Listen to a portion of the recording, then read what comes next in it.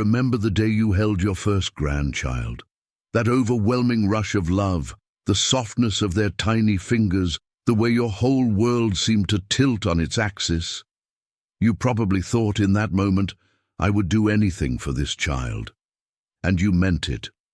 You still mean it.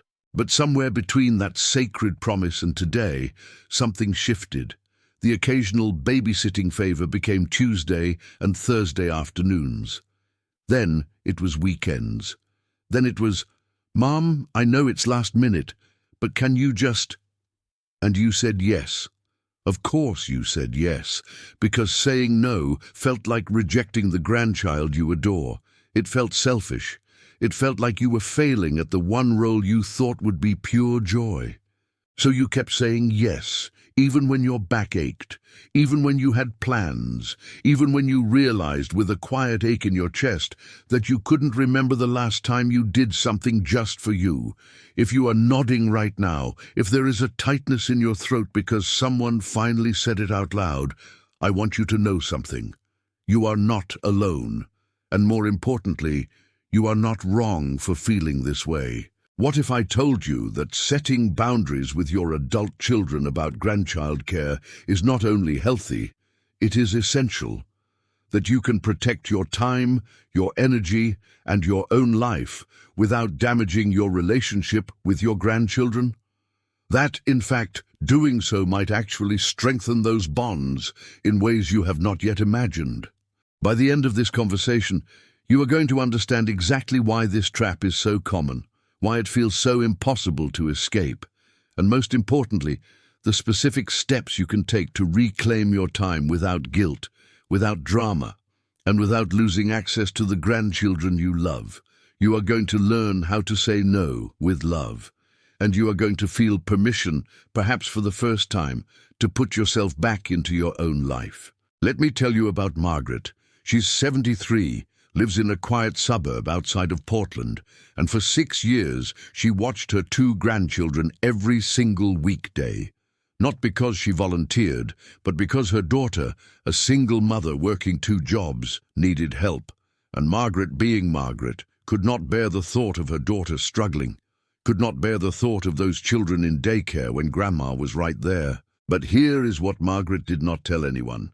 She stopped going to her book club, she cancelled her yoga classes, she stopped traveling with her husband, who was newly retired and eager to see the country. She developed chronic pain in her knees from chasing toddlers. And one afternoon, while microwaving chicken nuggets for the 4th time that week, she looked out the kitchen window and realized she was crying. Not because she did not love her grandchildren, but because she had disappeared. When Margaret finally had the courage to tell her daughter she needed to cut back, her daughter's first response was not understanding. It was anger. I thought you loved spending time with them. I thought you wanted this. And that is the heart of the trap. The assumption that because you are retired, because you are available, you should be grateful for the opportunity to serve. The unspoken belief that grandparents do not have lives that matter as much. This is not about love. This is about value. And your time, your body, your remaining years, they have value. There is a psychological phenomenon that happens to many of us as we age, especially to women. It is called the invisible transition. Throughout our lives, we have been the caretakers. We raised children, managed households, supported spouses, cared for aging parents. Our identity became so intertwined with serving others that when we finally reach a stage where we could rest, we do not know how. We do not feel we have permission. And our adult children, who grew up watching us sacrifice, assume that is simply who we are.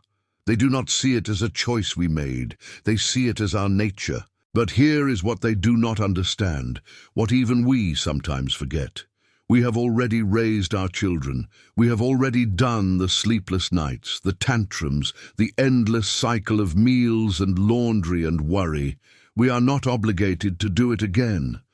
Loving our grandchildren does not mean erasing ourselves, and yet the guilt is relentless. It whispers in the quiet moments. It tells us we are selfish. It reminds us that our children are struggling. It asks, What else do you have to do that is so important? That question is a trap, because the answer should not have to be something monumental. You do not need to be curing cancer to deserve your own time. Reading a book is enough. Taking a nap is enough. Staring out the window and doing nothing is enough. You are enough. Let me introduce you to another person. His name is Robert, and he is 68.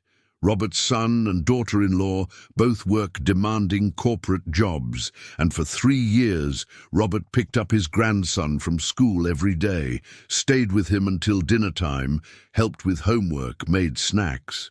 He loved his grandson fiercely, but Robert also had a woodworking hobby he had been cultivating for decades. He had a small workshop in his garage, and he used to spend hours there, creating beautiful furniture, losing himself in the craft. But after 3 years of daily babysitting, Robert realized he had not touched his tools in months. The workshop gathered dust, and one evening, when his grandson asked him, "Grandpa, what do you like to do?" Robert could not answer. He had become so consumed by the role of caretaker that he had forgotten he was also a person with interests, with passions, with a life that existed outside of service. That question from his grandson was a turning point, because Robert realized that if he wanted his grandson to grow up knowing it is okay to have boundaries, to pursue passions, to prioritize self-care, he had to model it. He had to show his grandson that being a good person does not mean disappearing. So Robert had a conversation with his son. It was not easy. There was defensiveness. There were logistical complications, but Robert held firm. He explained that he could do 2 days a week, not 5, that he needed time for himself. And you know what happened? After the initial resistance, his son adjusted. They found other solutions, and Robert's relationship with his grandson did not suffer. If anything, it deepened, because the time they spent together was no longer tinged with resentment. It was chosen. It was joyful. This is the truth that no one talks about. Resentment is poison. You can love someone deeply and still resent the way they take your time for granted. And children, even adult children, can sense that resentment. It seeps into the relationship, creating distance, tension, unspoken bitterness. When you set boundaries, you are not pushing your children away. You are protecting the relationship from the slow decay of unacknowledged frustration. But how do you actually do it? How do you have that conversation without it turning into a battle? First, you have to get clear with yourself. This is the step most people skip, and it is the most important. Before you talk to your adult children, you need to sit down and honestly assess what you can give without resentment. Not what you think you should give, not what would make you look like a good grandparent. What can you actually sustainably offer? Maybe it is 1 day a week. Maybe it is occasional date nights. Maybe it is emergencies only. There is no right answer. The only wrong answer is saying yes when you mean no. Write it down. Make it concrete. Because when you are in the conversation and the guilt starts rising, you need to remember what you decided when you were clear-headed. Second, frame the conversation around your needs, not their failures. This is critical. If you start with, "You take advantage of me," or "You never appreciate what I do," the conversation will derail into defensiveness and hurt feelings. Instead, use language like, "I have realized I need more time for my own health and interests," or "I have been reflecting on how I want to spend this stage of my life, and I need to make some changes." Notice the focus. It is not about what they are doing wrong. It is about what you need. This keeps the conversation from becoming an attack. Third, be specific and offer alternatives. Vague boundaries do not work. Do not just say, "I need to cut back."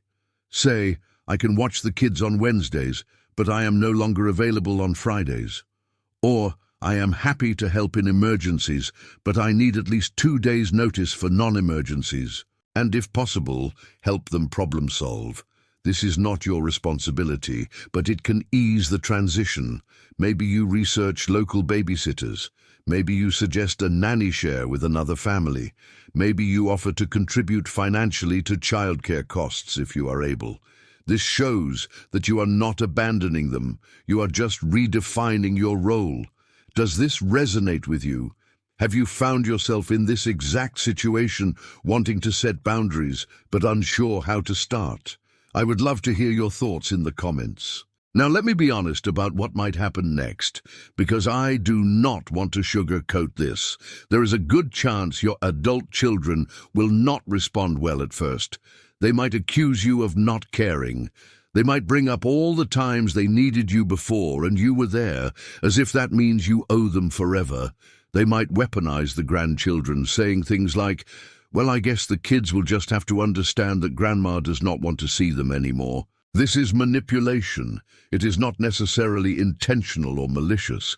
It is often rooted in their own stress and fear, but it is still manipulation, and you do not have to accept it. When this happens, and it might, stay calm. Do not defend. Do not justify. Simply repeat your boundary. I understand this is an adjustment, and I am sorry it is difficult, but this is what I can offer. You are not asking for permission. You are informing them of a decision you have already made. And here is something crucial. Do not let them negotiate you out of your boundary in the moment. If they push back hard, it is okay to say, "I hear you, and I need some time to think. Let us talk about this again in a few days." This gives everyone space to cool down and prevents you from caving under pressure. Let me tell you about Linda. She is 70, and she was in this exact situation. Her daughter was furious when Linda said she could no longer do 5 days a week of childcare. There were tears, there were accusations. Linda almost backed down, but she held firm, and after 2 weeks of tension, her daughter called and apologized. She said, "I did not realize how much I was asking of you. I just got so used to it that I took it for granted." That apology did not come because Linda argued her case. It came because Linda held the boundary and gave her daughter space to adjust. And now, a year later, they have a healthier relationship. Linda watches her grandchildren 1 day a week and the occasional Saturday. She joined a watercolor painting class. She takes long walks with her husband. And when she sees her grandchildren, she is fully present because she is not exhausted and resentful. This is what is possible, but it requires courage. There is another layer to this that we need to talk about: the fear of losing access to your grandchildren. This is the deepest, most primal fear. The worry that if you say no, your adult children will punish you by keeping the grandchildren away. And I will not lie to you, in some cases this does happen. Some adult children do use the grandchildren as leverage, and if that is your situation, it is heartbreaking. But here is what I want you to consider. If your relationship with your grandchildren is conditional on you providing free childcare, then it is already unhealthy. You are being held hostage, and that is not love. That is control. Most of the time, though, this fear is bigger in our minds than in reality. Most adult children, once they get over the initial shock and inconvenience, do not actually want to cut off the grandparent relationship. They adjust, they find other solutions, and the relationship continues, often stronger than before. But even if the worst happens, even if they do pull away, you have to ask yourself, is it worth sacrificing your health, your happiness, and your own life to maintain a relationship built on obligation? You cannot pour from an empty cup, and if you burn out completely, you will not be able to be there for anyone, including your grandchildren. Then comes a quieter change, one that happens after you have set the boundary and the dust has settled. You start to remember who you are. You start to reclaim the hours of your day. You start to feel a lightness that you had forgotten was possible. This is not about rejecting your role as a grandparent. It is about embracing your role as a full human being. You can be a grandparent and still have hobbies. You can adore your grandchildren and still need solitude. You can be generous with your time and still have limits. One of the most powerful things you can do is reframe how you think about your time with your grandchildren. Instead of seeing it as an obligation or a service you provide to your adult children, see it as a gift you choose to give. When you babysit, it is because you want to, not because you have to. That shift in mindset changes everything. It transforms the time from a burden into a joy. And here is something beautiful that happens when you set boundaries. The time you do spend with your grandchildren becomes more meaningful. You are not watching the clock, exhausted and counting down the minutes. You are present, you are engaged, you are the grandparent you actually want to be. If this one surprised you, I would love to hear your thoughts below. Let me also address the people who are reading this and thinking, but my children really do need help. They are struggling. I cannot just abandon them. I hear you, and I am not suggesting you cut off all support. I am suggesting you right-size it. There is a difference between helping and enabling. There is a difference between supporting your children and sacrificing yourself. Your adult children are adults. They can solve problems, find resources, and make hard decisions. When you rush in to take over, you may feel helpful, but you interrupt their growth. You delay their resilience, and you quietly teach your grandchildren that self-sacrifice is the price of love, a lesson that can weigh on them for years. Sometimes love looks like stepping back. It feels uncomfortable. It may feel cold, but it is not cruelty. It is respect. It is trust in the capable adults you raised.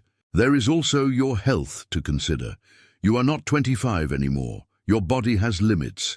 Chasing toddlers, lifting car seats, getting up from the floor, these things add strain.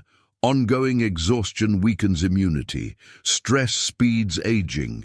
Sacrificing your health for constant childcare is not noble. It is unsustainable. Many grandparents develop serious health issues because they ignore themselves. They postpone doctor visits. They dismiss pain.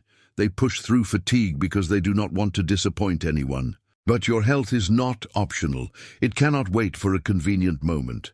If you neglect yourself now, you may not be able to show up later in the way you hope. That is not guilt. It is biology. So what happens when you reclaim your time? You wake up with energy and curiosity. You return to hobbies you forgot. You reconnect with friends. You travel, rest, laugh, and breathe without guilt. You rediscover closeness with your partner. You invest in your health.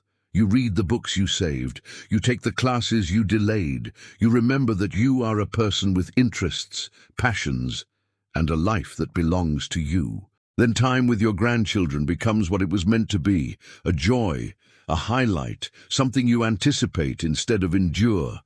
This is not selfish. It is self-preservation, and it benefits everyone, because a fulfilled grandparent is a better grandparent. You have already given so much. You raised your children. You worked. You sacrificed. You earned this stage of life. You earned the right to choose yourself. You earned the right to say no. Saying no to constant babysitting is not rejecting love. It is choosing balance. It is choosing longevity. It is choosing dignity. Your grandchildren do not need a martyr. They need someone happy, healthy, and whole.